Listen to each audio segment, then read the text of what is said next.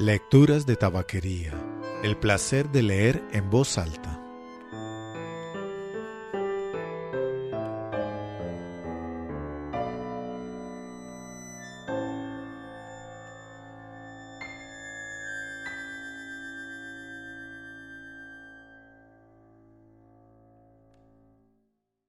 Soy Mauricio Duque Arrubla. Usted escucha Lecturas de Tabaquería, el podcast de lecturas en voz alta. Hay un anuncio que debo hacer. Spotify me está diciendo que en los episodios, casi todos los más viejos que usaban la cortinilla de cuadros de una exposición, posiblemente están infringiendo derechos de autor. Yo pienso que no, por aquello del uso justo, del fair use, pero entonces siempre existe la posibilidad que ellos digan no, está incumpliéndolo y me bajen todos esos episodios, que son casi todos, excepto los de esta última temporada. Por si se desaparecen esos episodios o incluso se desaparece el podcast, es por eso. Esperemos que no. Siempre estará el sitio web, siempre estará Apple Podcast y algunas otras plataformas con los episodios que todavía pues ninguna de esos ha dicho. Mi sitio web no va a decir nada y los otros no han dicho. YouTube dice, aquí encuentro una música que tiene derechos de autor, pero no tiene problemas, por ejemplo. A veces dice, aquí hay una posible infracción al derecho de autor y usted debe bajarlo. Pero en este caso, en mi podcast no ha dicho nada de eso. Les estaré contando. Pero les estaré contando por las plataformas donde no hay problema. Si desea hacer algún comentario o enviar alguna sugerencia, puede hacerlo escribiendo a mauricio@lecturasdetabaquería.com o dejando un comentario en cualquiera de las publicaciones del sitio web Lecturas de Tabaquería, de las plataformas de podcast que aceptan comentarios fácilmente como YouTube y Spotify. Y cualquier comentario, felicitación, reclamo, lo que necesiten, lo pueden hacer por ahí. Dos cuentos de la brasilera Ligia Fagundes Telles.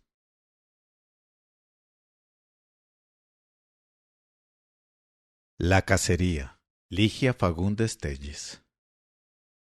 El almacén de antigüedades tenía el olor de un arca de sacristía, con sus paños revueltos y libros comidos de polilla. Con las puntas de los dedos el hombre tocó una pila de cuadros.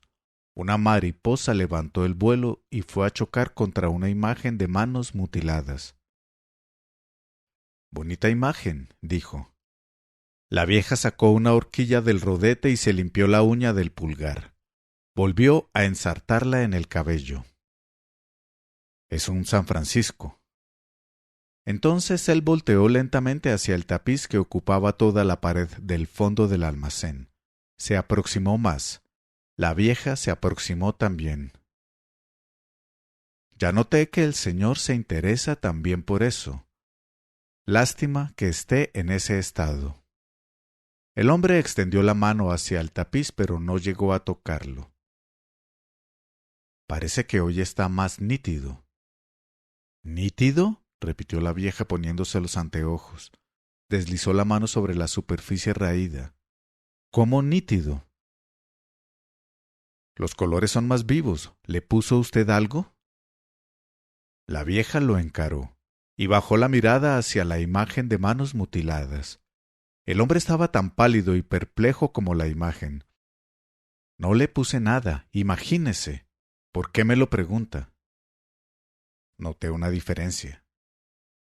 «Nada, no le puse nada. Ese tapiz no aguanta ni la más leve pluma, ¿no lo ve? Creo que solo el polvo sostiene el tejido», agregó, tomando nuevamente la horquilla de su cabeza.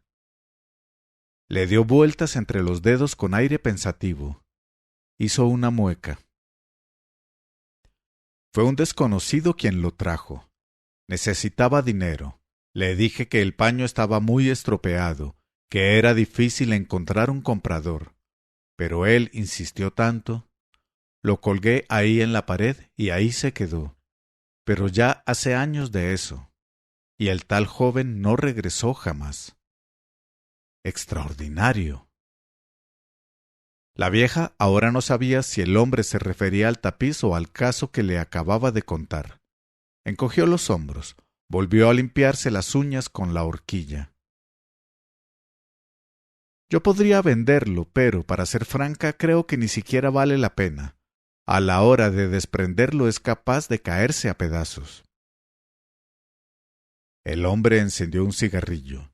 Su mano temblaba. ¿En qué tiempo, Dios mío? ¿En qué tiempo habría asistido a esa misma escena? ¿Y dónde? Era una escena de caza. En el primer plano estaba el cazador con el arco tensado, apuntando hacia un matorral espeso. En un plano más profundo, otro cazador acechaba entre los árboles del bosque, pero era apenas una vaga silueta cuyo rostro se reducía a un contorno desvaído. Poderoso, absoluto. Era el primer cazador, la barba violenta como un nudo de serpientes, los músculos tensos en espera de que la presa se levantase para lanzarle la flecha. El hombre respiraba con esfuerzo. Dejó vagar la mirada por el tapiz que tenía el color verdoso de un cielo de tempestad. Envenenando el tono verdemusgo del tejido se destacaban manchas de un negro violáceo que parecían escurrir del follaje, deslizarse por las botas del cazador y esparcirse por el suelo como un líquido maligno. El matorral, en el cual la presa estaba escondida, tenía también las mismas manchas que tanto podían formar parte del diseño como ser simple efecto del tiempo devorando el paño. Parece que hoy todo está más próximo, dijo el hombre en voz baja. ¿Y cómo sé? ¿Pero de veras no está diferente? La vieja fijó más la mirada, sacó los anteojos y volvió a ponérselos. No veo ninguna diferencia. Ayer no se podía ver si él había disparado o no la flecha. ¿Qué flecha? ¿Está usted viendo alguna flecha? Aquel puntito ahí, en el arco. La vieja suspiró. ¿No será más bien un agujero de polilla? Mire ahí, la pared ya está apareciendo. Esas polillas acaban con todo. Se lamentó disfrazando un bostezo. Se apartó sin ruido con sus chinelas de lana. Esbozó un gesto distraído. Quédese cuanto quiera. Voy a hacer mi té. El hombre dejó caer el cigarrillo. Lo aplastó muy despacio con la suela del zapato. Apretó los maxilares en una contracción dolorosa.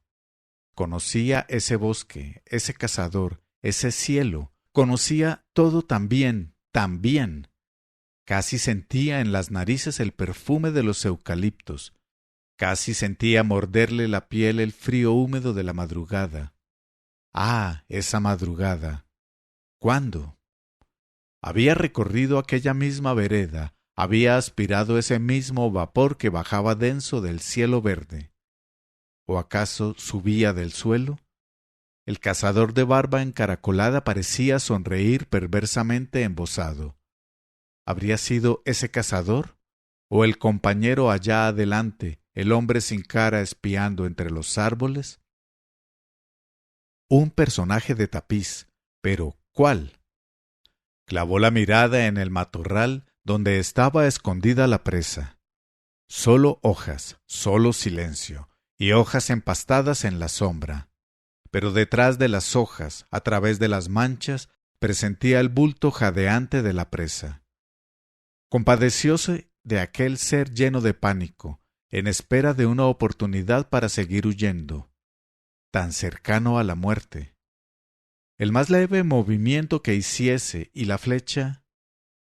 La vieja no podía distinguirla, nadie podría percibirla, reducida como estaba a un puntito carcomido, más pálido que un grano de polvo suspendido en el arco. Enjugando el sudor de las manos, el hombre retrocedió algunos pasos. Le vino ahora una cierta paz, ahora que sabía que había formado parte de la cacería. Pero esa era una paz sin vida, impregnada de los mismos coágulos traicioneros del follaje. cerró los ojos.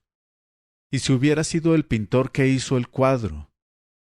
Casi todos los tapices antiguos eran reproducciones de cuadros. ¿Acaso no lo eran? Había pintado el cuadro original y por eso podía reproducir, con los ojos cerrados, toda la escena hasta su más mínimo detalle. El contorno de los árboles, el cielo sombrío, el cazador de barba enmarañada, solo músculos y nervios apuntando al matorral. Pero si detesto las cacerías, ¿por qué tengo que estar ahí dentro? Apretó el pañuelo contra la boca. La náusea. Ah, si pudiese explicar toda esa familiaridad repugnante, si pudiese, al menos. ¿Y si fuese un simple espectador casual de esos que miran y pasan? ¿No era una hipótesis? Podía entonces haber visto el cuadro en el original. La cacería no pasaba de ser una ficción. Antes de la confección del tapiz, murmuró, enjugando los huecos entre los dedos con el pañuelo. Echó la cabeza para atrás como si le jalaran los cabellos. No, no estaba del lado de afuera, sino allá adentro, enclavado en el escenario. ¿Y por qué todo parecía más nítido que la víspera? ¿Por qué los colores eran más fuertes a pesar de la penumbra? ¿Por qué la fascinación que se desprendía del paisaje venía ahora sí vigorosa, renovada? Salió cabizbajo, los puños en el fondo de los bolsillos. Se detuvo medio acesante en la esquina. Sintió el cuerpo molido, los párpados pesados. ¿Y si se fuese a dormir? Pero sabía que no podría dormir. Sentía ya el insomnio siguiéndolo en la misma marca de su sombra. Se levantó el cuello del abrigo. ¿Era real ese frío? ¿O era el recuerdo del frío del tapiz? ¡Qué locura! Y no estoy loco, concluyó con una sonrisa desamparada. Sería una solución fácil, pero no estoy loco.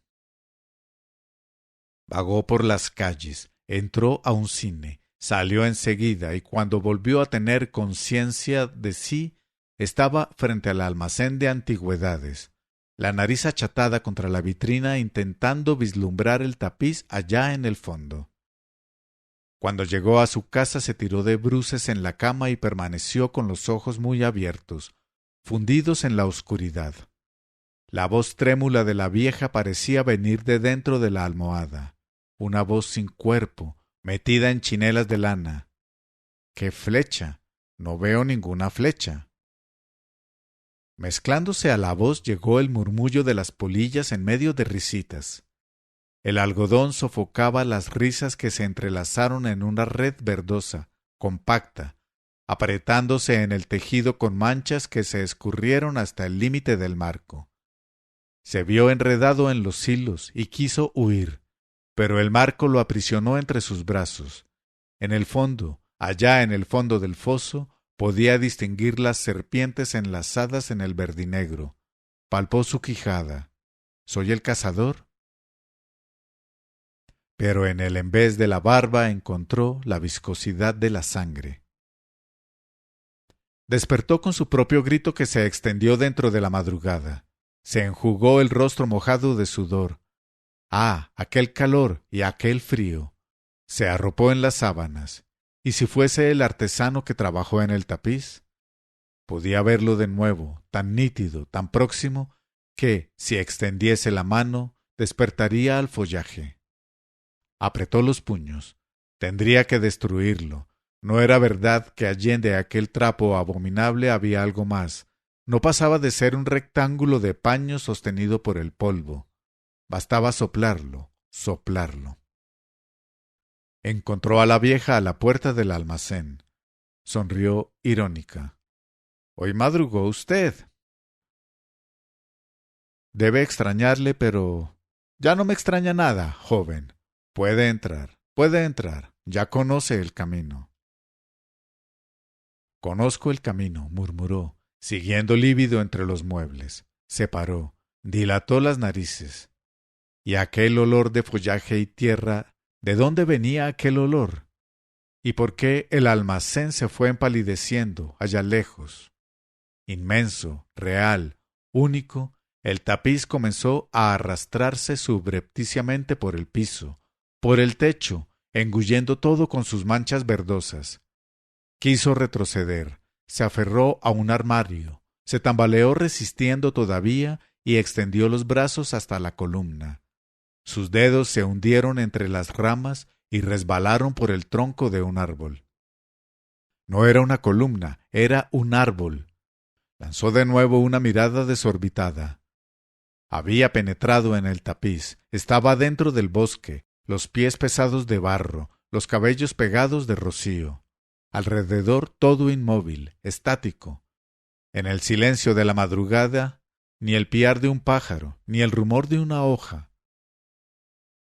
Se inclinó jadeante. ¿Era el cazador o la presa? No importaba, no importaba. Sabía apenas que tenía que seguir corriendo sin parar entre los árboles, cazando o siendo cazado. ¿O siendo cazado? Apretó las palmas de las manos contra la cara ardiente. Enjugó con el puño de la camisa el sudor que le escurría por el cuello. El labio agrietado vertía sangre. Abrió la boca y recordó. Gritó y se sumergió en el matorral. Oyó el silbido de la flecha atravesando el follaje, el dolor. ¡No! Gimió, de rodillas. Trató todavía de aferrarse al tapiz y rodó, encogido, apretándose el corazón con las manos.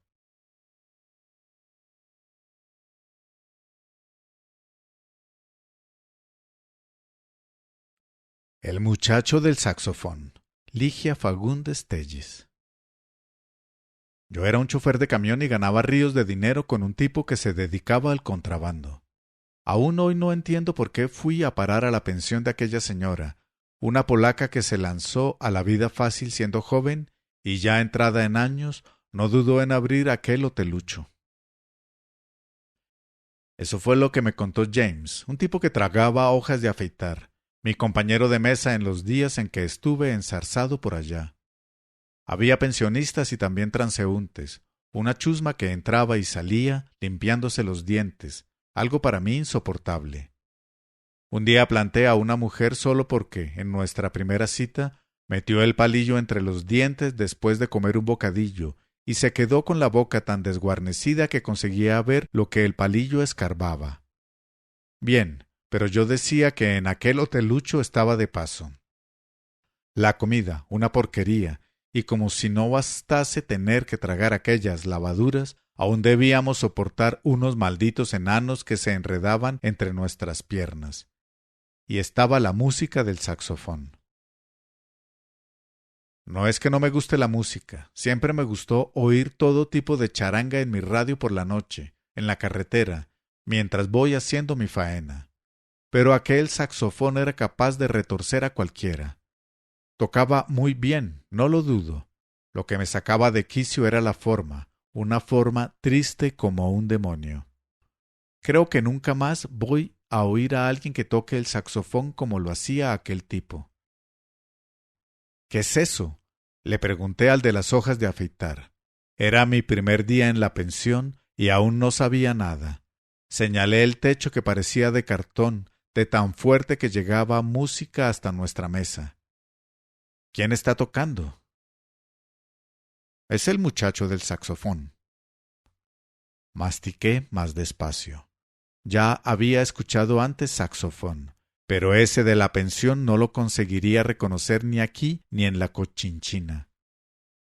¿Y el cuarto de ese chico queda aquí encima?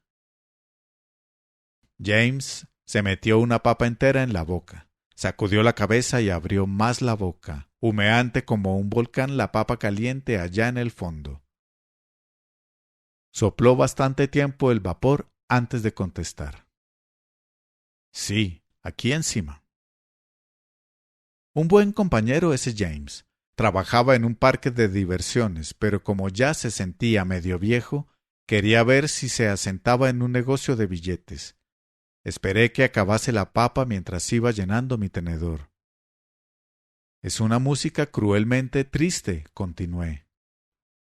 Su mujer le pone los cuernos hasta con el loro, contestó James, mojando la miga de pan en el fondo del plato para aprovechar la salsa. El pobre pasa todo el día encerrado ensayando.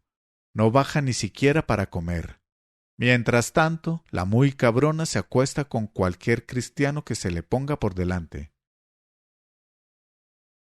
¿Y contigo también se acostó?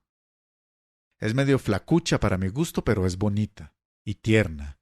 Entonces le hice la pelota, ¿me entiendes? Pero ya vi que no tengo suerte con las mujeres.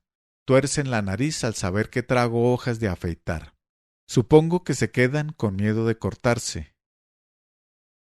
Tuve ganas de reír, pero exactamente en ese instante el saxofón comenzó a tocar. Como una boca que quiere gritar, tapada con una mano, entresaliendo por los dedos los sonidos exprimidos. Entonces recordé a aquella chica que recogí una noche en mi camión. Salió para tener el hijo en el pueblo, pero no aguantó y cayó allí mismo en la carretera, dando vueltas como un animal. La acomodé en la carrocería y corrí como un loco para llegar cuanto antes, aterrorizado con la idea de que el hijo naciese en el camino y rompiese a aullar como la madre. Al final, para no colmar mi paciencia, ahogaba sus gritos en la lona, pero juro que sería mejor que gritase al mundo. Aquel continuo ahogo de gemidos ya me estaba enfermando. Caray, no le deseo aquel cuarto de hora ni a mi peor enemigo. Parece alguien pidiendo socorro, dije, llenando de cerveza mi vaso. ¿No tendrá una música más alegre? James se encogió de hombros. Los cuernos duelen. En ese primer día supe también que el chico del saxofón tocaba en un bar. Solo regresaba de madrugada. Dormía en un cuarto separado del de su mujer. ¿Pero por qué? Pregunté, bebiendo deprisa para terminar cuanto antes y marcharme. La verdad es que no tenía nada que ver con todo aquello. Nunca me metí en la vida de nadie, pero era mejor el tralala de James que el saxofón. ¿Y los demás no reclaman? Ya se acostumbraron. Le pregunté dónde estaba el WC y me levanté antes que James empezase a escarbar los dientes que le sobraban. Cuando subí la escalera de caracol tropecé con un enano que bajaba. Un enano, pensé. Al salir del WC lo encontré en el pasillo, pero ahora vestía ropa diferente. Cambió de ropa, me dije medio extrañado. Había sido demasiado rápido, y ya bajaba por la escalera cuando pasó otra vez delante de mí, pero con otra ropa. Me quedé medio atontado. ¿Pero qué diablo de enano es ese que cambia de ropa de 2 en 2 minutos? Lo entendí más tarde. No era uno solo, sino un trío.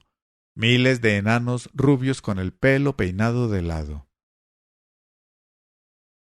¿Puede decirme de dónde salen tantos enanos? Le pregunté a la dueña, y ella se echó a reír. Todos artistas. Mi pensión tiene casi solo artistas.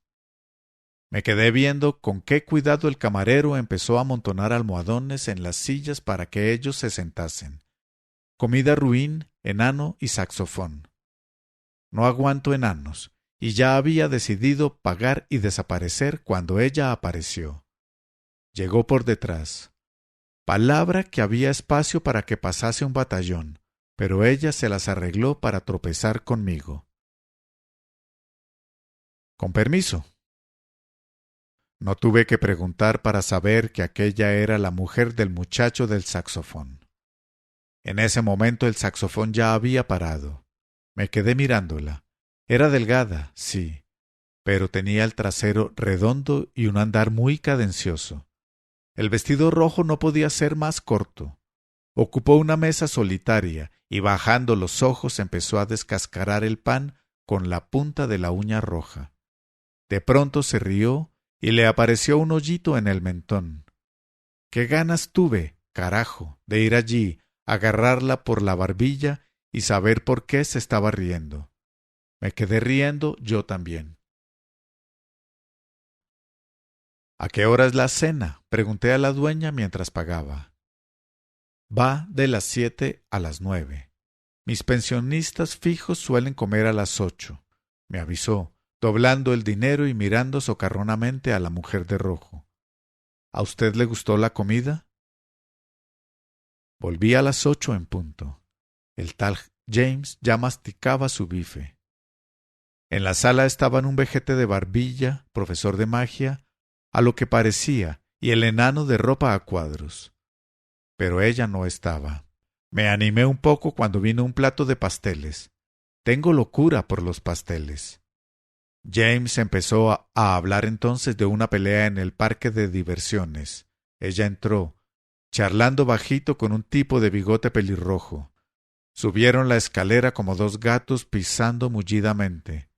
No tardó nada y ya el saxofón se puso otra vez a tocar. Sí, señor, dije, y James pensó que yo estaba hablando de la pelea. Lo peor es que yo estaba completamente borracho, mal me pude defender. Mordí un pastel con más zumo dentro que otra cosa. Examiné los restantes, intentando descubrir alguno más rellenito. ¿Cómo toca de bien ese condenado? ¿Quiere decir que nunca viene a comer? James tardó en entender de lo que estaba hablando. Hizo una mueca. Ciertamente prefería el asunto del parque. Come en la habitación, quién sabe, tiene vergüenza de la gente, refunfuñó sacando un palillo. Me da pena, pero a veces le tengo rabia, cornudo idiota. Si fuese otro, ya habría acabado con la vida de ella. Ahora la música subía a un agudo tan estridente que me dolían los oídos. Pensé de nuevo en la muchacha deshaciéndose de dolor en la carrocería, pidiendo socorro a no sé quién más. No soporto eso, carajo. ¿Lo qué? Crucé los cubiertos, la música al máximo, los dos al máximo encerrados en la habitación y yo allí, viendo al canalla de James limpiarse los dientes. Tuve ganas de arrojar al techo mi plato de guayaba con queso y escabullirme lejos de todo aquel malestar. ¿Es fresco el café? Le pregunté al mulatito que ya limpiaba la mesa aceitosa con un trapo mugriento como su propia cara. Hecho ahora. Por la cara vi que era mentira. No es necesario, lo tomo en la esquina. Paró la música. Pagué, guardé el cambio y miré fijamente hacia la puerta, porque tuve el presagio de que ella iba a aparecer. Y apareció con un airecito de gata de tejado, el pelo suelto en la espalda y el vestidito amarillo aún más corto que el rojo. El tipo del bigote pasó enseguida, abrochándose la chaqueta. Saludó a la dueña, puso cara de quien tiene mucho que hacer y salió a la calle. Sí, señor. ¿Sí, señor qué? Preguntó James. Cuando ella entra en el cuarto con un fulano, él empieza a tocar y para cuando ella termina. ¿Te diste cuenta? Basta que ella se encierre y él empieza. James pidió otra cerveza. Miró el techo. Las mujeres son el demonio. Me levanté y cuando pasé junto a la mesa de ella anduve más despacio. Entonces dejó caer la servilleta. Al agacharme me agradeció, con los ojos bajos. Vaya, no hacía falta que se molestase. Raspé un fósforo para encenderle el cigarrillo. Sentí fuerte su perfume. ¿Mañana? Le pregunté ofreciéndole los fósforos. ¿A las 7 está bien? Es la puerta que queda al lado de la escalera, a la derecha de quien sube. Salí enseguida, fingiendo no ver la carita maliciosa de uno de los enanos que estaba cerca, y arranqué en mi camión, antes que la dueña viniese a preguntarme si me estaba gustando el mejunje. Al día siguiente llegué a las 7 en punto. Llovía a cántaros y tenía que viajar toda la noche.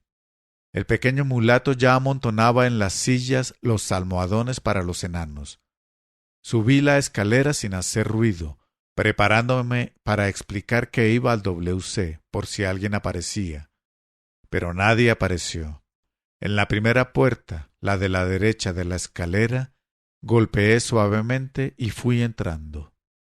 No sé cuánto tiempo me quedé parado en medio del cuarto. Estaba allí un muchacho con un saxofón. Estaba sentado en una silla en mangas de camisa, mirándome sin decir una palabra. No parecía ni siquiera asustado, solo me miraba. Perdón, me equivoqué de habitación, le dije, con una voz que no sé aún hoy a dónde fui a buscar. El muchacho apretó el saxofón contra el pecho hundido. Es en la puerta siguiente, dijo con voz de susurro, señalando con la cabeza. Busqué los cigarrillos solo para hacer algo. ¡Qué situación, carajo! Si pudiese, agarraría a aquella tipa por el pelo, la muy estúpida. Le ofrecí un cigarrillo. ¿Quieres uno? Gracias, no puedo fumar. Fui retrocediendo de espaldas y de repente no aguanté. Si él hubiese esbozado cualquier gesto, dicho cualquier cosa, aún me dominaría, pero aquella calma brutal me sacó de quicio. ¿Y tú aceptas todo eso así tan tranquilo? ¿Por qué no le das una buena paliza? ¿No la mandas a patadas con maleta y todo al centro de la calle? Si fuese tú, carajo, ya la habría partido al medio. Perdóname por entrometerme, pero no irás a decir que no haces nada. Yo toco el saxofón. Me quedé mirando, primero su cara, que de tan blanca parecía hecha de yeso. Después miré el saxofón. Él dejaba deslizar sus largos dedos por los botones de abajo para arriba, de arriba para abajo, muy despacio, esperando que yo saliese para empezar a tocar.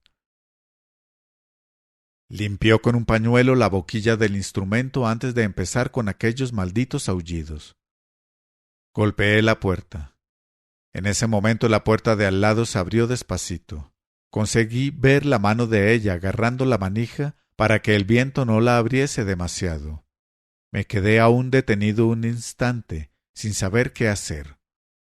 Juro que no tomé enseguida la decisión. Ella estaba esperando, y yo parado como un idiota. Entonces, Cristo bendito, y entonces fue cuando empezó muy lentamente la música del saxofón. Me quedé capón en el mismo momento, porra. Bajé la escalera a saltos. En la calle tropecé con uno de los enanos metido en un impermeable. Esquivé otro que ya venía detrás y me encerré en el camión. Oscuridad y lluvia. Cuando puse en marcha el motor, el saxofón ya subía a un agudo que no llegaba nunca al final. Mi ansia por huir era tan fuerte que el camión arrancó desenfrenado, de golpe.